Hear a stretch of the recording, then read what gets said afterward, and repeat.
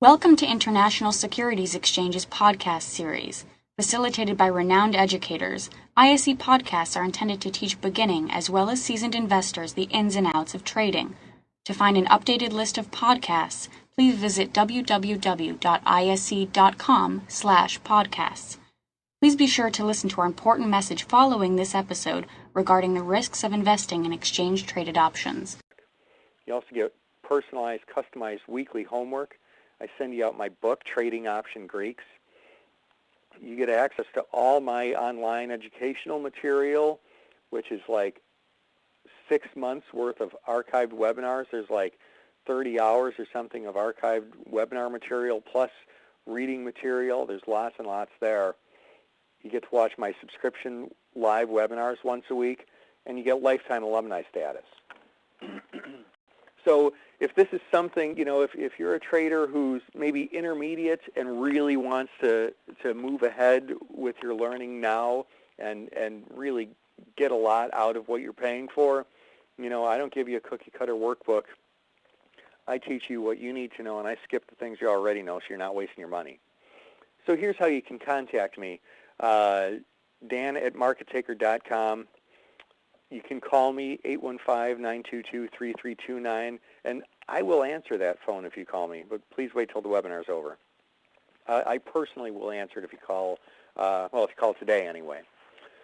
MarketTaker.com is my website. I've got tons of resources there, including my blog, which, and I go pretty deep in my blog too. Check that out, and you can also follow me on Twitter, twitter.com/Dan_Passarelli for all you tweeters out there.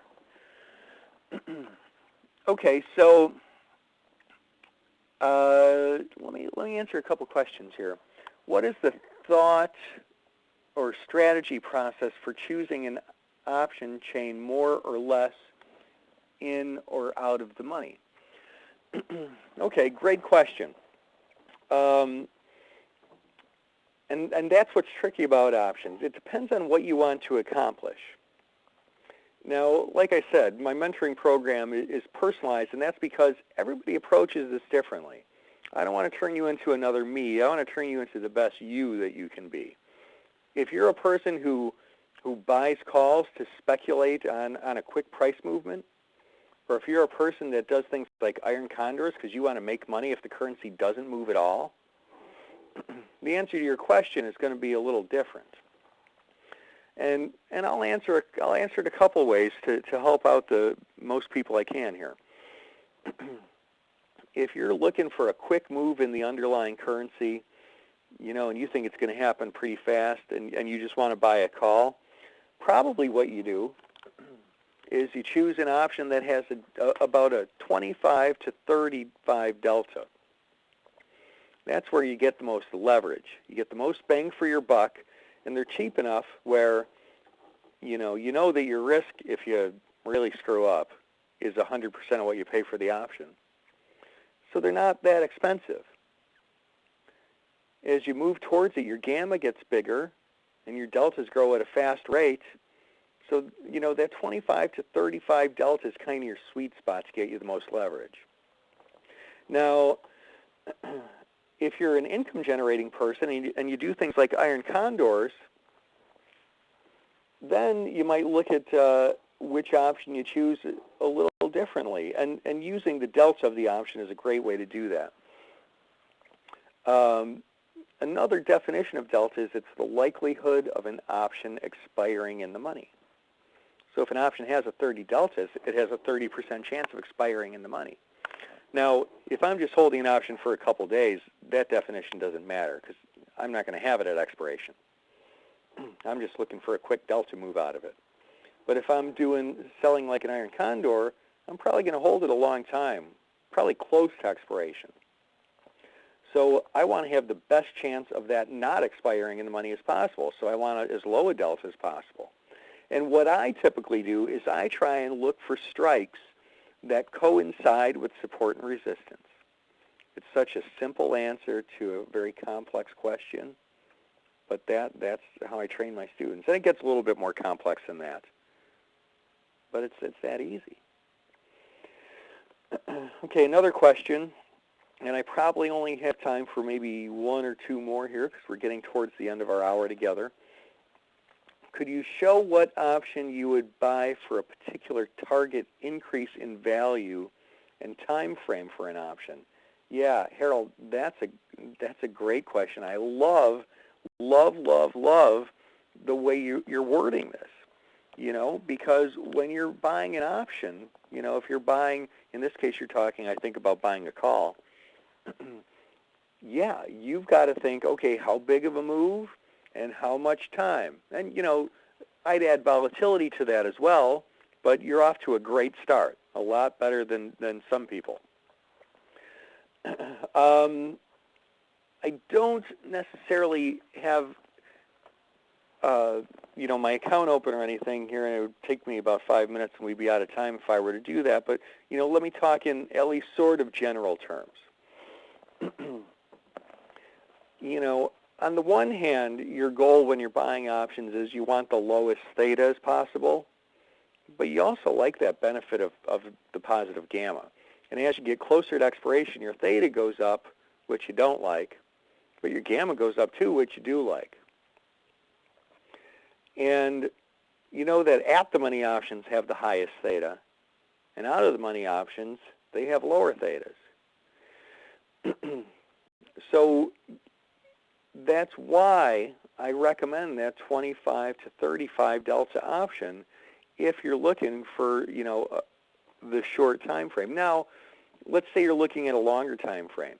You're looking at maybe you think it's going to take a month. Well, to tie in your question to Val's question here, what about the use of leaps? Leaps they're basically long-term options. They give them a different name, though.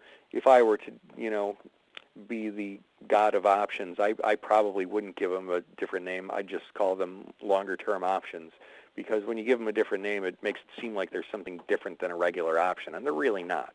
They're just longer-term. Using leaps options, they have the highest amount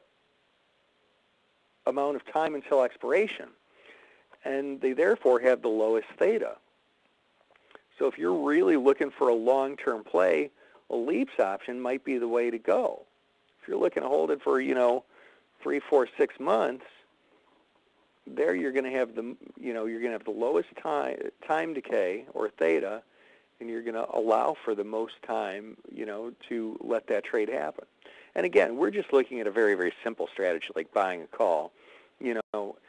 Typically, more clever traders would do something a little bit more sophisticated, like trade a spread, because then you can really shape your risk, and you can do, you can get better profitability with lower risk, which is really the name of the game.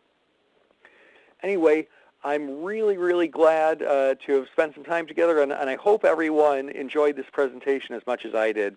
Here's my contact information, and please, if you have any questions about my mentoring service or anything about this presentation, go ahead and contact me. And like I said, at least today, if you call, I'll be at that phone number for a couple hours. So feel free to give me a ring or drop me an email.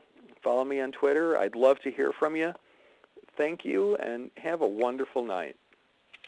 Thank you, Dan. On behalf of the ISC and everyone who was able to participate in today's session, we really appreciate that you were able to present on this very, very relevant topic. Dan's webinar will be available in our webinar archive. You'll get an email with the details, but the web address is fxoptions.com/events. And I'm actually just going to flip through here so that you could see.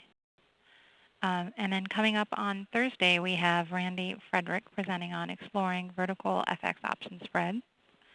So definitely check out our calendar, which is also on fxoptions.com/events. And we look forward to seeing everyone in our upcoming sessions. So thanks again, and have a nice evening. Bye. Thank you for listening to our podcast. To find more podcasts on options, stocks, alternative markets, and market data, please visit www.isc.com/podcast.